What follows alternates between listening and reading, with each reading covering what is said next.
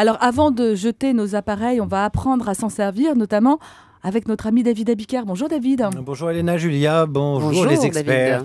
Alors vous savez vous servir d'un appareil électroménager quel qu'il soit ou tous? Enfin, comment ça se passe? Évidemment, je sais m'en servir, je suis un homme moderne. Non, parce que tout à l'heure on vous a présenté comme celui qui n'avait pas encore lu la notice du grille-pain. Pas du tout, pas du tout. Un exemple, hier soir j'ai ouvert le réfrigérateur et j'ai su le refermer sans aucune difficulté. Et puis vous savez très bien Elena comment nous nous sommes rencontrés tous les deux. Oui, votre annonce il y a 10 ans dans le Nouvel Observateur, vous cherchiez un jeune homme bien mis pour passer un aspirateur du prénom de Rocco dans un slip de cellophane dans votre cuisine, d'où cette expression bien connue des ménagères. Il m'a touillé dans le plus simple appareil. Autre exemple, en 2007, quand Nicolas Sarkozy a été élu, en mai 2007, je me suis fait un bolino au micro-ondes pour fêter ça. Eh oui, toutes les femmes de gauche ne peuvent pas en dire autant. Non, c'est vrai. Non, la question du jour, c'est pour moi, pourquoi on ne se sert que très rarement des petits appareils électroménagers qu'on achète? Pourquoi préférer Jean-Sébastien Bach à Seb? Pourquoi se souvenir de Jean Moulin et oublier Moulinex? Je vous donne 3 exemples assez faciles qui prouvent une fois de plus que souvent femme varie et qu'électroménager rime avec oubli. Alors, prenez un exemple, l'appareil à raclette. Vous vous en servez, allez, 3 fois par an. La 4e, c'est ça dépend. Sonia Deschamps, c'est 1 fois par semaine.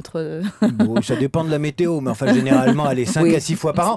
La 7e fois, c'est pour le prêter au voisin, qui a d'ailleurs oublié de vous rendre la sorbetière et la machine à faire les yaourts, que vous avez omis de lui réclamer, puisque vous lui aviez prêté en 1905, tellement vous vous en foutez. Autre exemple, la machine à faire et cuire le pain. Pendant 3 semaines, vous faites votre pain, vous saoulez tout le monde avec votre pain. Il est beau mon pain. C'est tellement merveilleux nutritivement, jusqu'au jour où vous achetez une balance dont vous pensez que Maïté l'a essayé juste avant vous. Vous arrêtez la machine à pain. Sympa ça.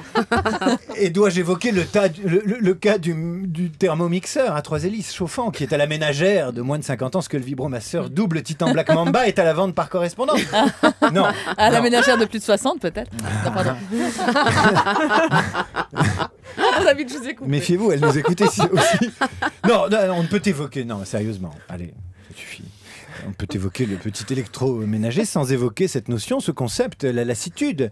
On ne peut parler de friteuse électrique sans citer le spleen de Baudelaire, poème célèbre attribué depuis à Ginette Mathieu. Je le cite. Quand le ciel bas et lourd pèse comme un couvercle sur l'esprit... Un couvercle, visionnaire. Quand le ciel bas et lourd pèse comme un couvercle sur l'esprit gémissant, aux proies, en manque d'appétit, et que la flemme de tout cuisiner nous encercle, on laisse béton le Magimix qui tombe dans l'oubli. Alexandrin, rime croisée. C'est ça le petit électroménager, l'envie puis la lassitude, le désir puis l'indifférence, la soupe bio puis le McDo. Et vous me direz, Elena, dépêche du con, le temps presse, purée. Presse purée. Presse purée. Ouh là là, quel Finissant vite avec tes verres congelés, je te répondrai, belle cocotte. Minute. Cocotte minute. Minute papillon. L'homme qui cause est chroniqueur et non pas un robot ménager, alors laisse-moi un peu de temps. Bon, merci beaucoup. Très en David. forme.